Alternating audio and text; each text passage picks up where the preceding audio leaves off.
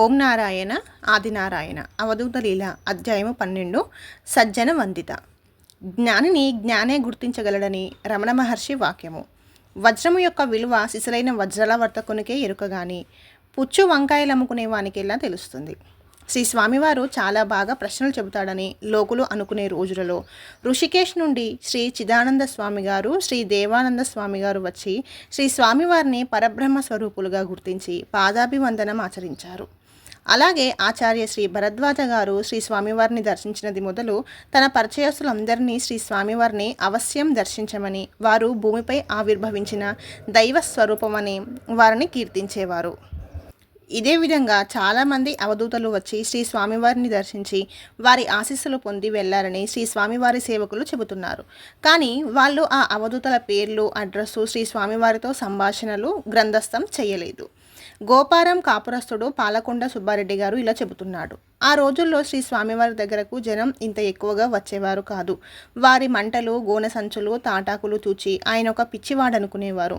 అనుభవం గల కొద్దిమంది మాత్రమే శ్రీ స్వామివారిని దర్శించే రోజులవి.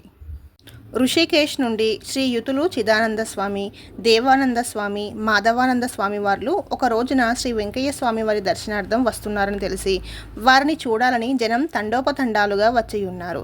సాయంత్రం 4:30 అయినా ఆ యతివరులు రాలేదని జనమంతా నిరుత్సాహపడుతున్నారు. అది చూచి శ్రీ వెంకయ్య స్వామి వారు వస్తున్నారయ్యా, ఇంకా గంటలు కాలేదు అన్నారు. శ్రీ స్వామివారు చెప్పినట్లు కొద్ది నిమిషాల్లో చిదానంద స్వామి తదితరులు కారులో వచ్చారు.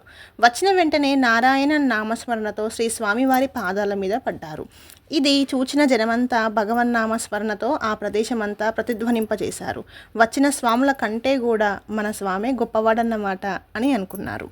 ఏదో తీపి పదార్థం తెచ్చి శ్రీ స్వామివారిని తినమని ఆ స్వాములు ముగ్గురు ప్రాధేయపడ్డారు. అయ్యా, దాన్ని తినడం విషం తిన్నట్టే కదా, ఇంతమంది ఇక్కడున్నారు, వీరందరికీ పెడితే నాకు పెట్టినట్లే అన్నారు శ్రీ స్వామివారు. ఆ మాట వింటూనే శ్రీ చిదానంద స్వామి చెంపలేసుకున్నారు. అప్పుడు వారిని శ్రీ స్వామివారు ఆశీర్వదించి త్వరలో సముద్రం దాటిపోతావు అని చెప్పారు. అదేవిధంగా శ్రీ చిదానంద గారు తమ ఆశ్రమం చేరేసరికి అమెరికా నుండి వారి కొరకు ఆహ్వానం ఎదురు చూస్తూ ఉన్నది.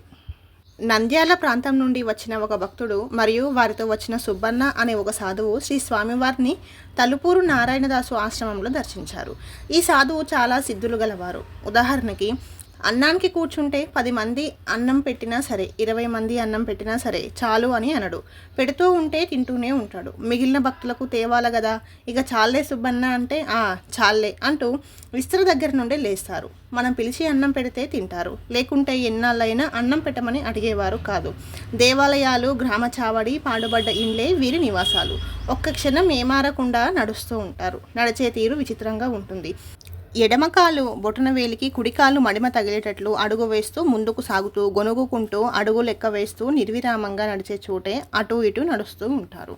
వీరు శ్రీ స్వామివారిని గూర్చి శ్రీ స్వామి భక్తులతో అన్న మాటలు గమనించదగినవి. స్వామిలాగే ఉన్నాడు, చాలా జాగ్రత్తగా ఉండండి అని సెలవిచ్చారు. శ్రీ స్వామివారిని అడిగి మీరేమైనా వ్రాయించుకోండి అని శ్రీ స్వామివారి సేవకులు అంటే, వచ్చేటప్పుడే తోవన ఎదురై ఇద్దరము మాట్లాడుకున్నాము, ఇంకేమీ అడగబల్లేదులే అని సెలవిచ్చారు. శ్రీ స్వామివారు సోమశిల దగ్గర వెంచేసి ఉన్నప్పుడు ఒక దిగంబర యోగి శ్రీ స్వామివారిని దర్శనార్థం వచ్చారు. శ్రీ స్వామివారు, అయ్యా, ఆయనకు కొంచెం గోచి పెట్టండి అయ్యా అని సెలవిచ్చారు.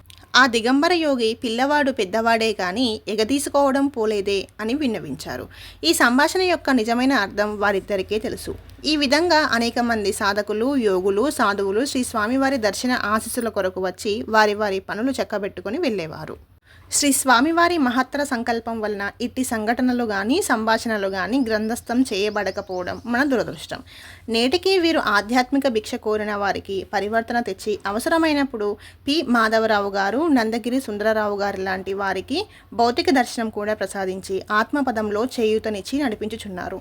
ఒకప్పుడు ఇద్దరు పేరు మోసిన మంత్రగాళ్ళు శ్రీ స్వామివారి వద్దకొచ్చారు.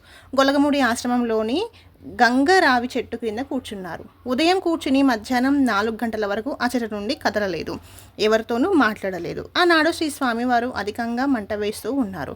4 గంటల ప్రాంతంలో వారికి శ్రీ స్వామివారు అన్నం పెట్టించారు. వీళ్ళు చాలా అలసిపోయారు. చెరి 2 రూపాయలు ఇవ్వండి అన్నారు. భక్తులు అలాగే చేశారు.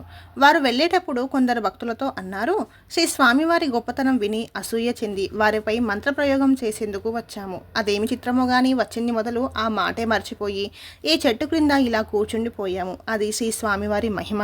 మేమింత దుర్బుద్ధితో వచ్చినా గాని శ్రీ స్వామివారు మమ్ము ఇంత ఆదరంగా చూచారు. శ్రీ స్వామివారి కృపకు మేము అర్హులము కామని చెప్పి శ్రీ స్వామివారికి మనఃపూర్వకముగా నమస్కరించారు. అధ్యాయం 12 సంపూర్ణం.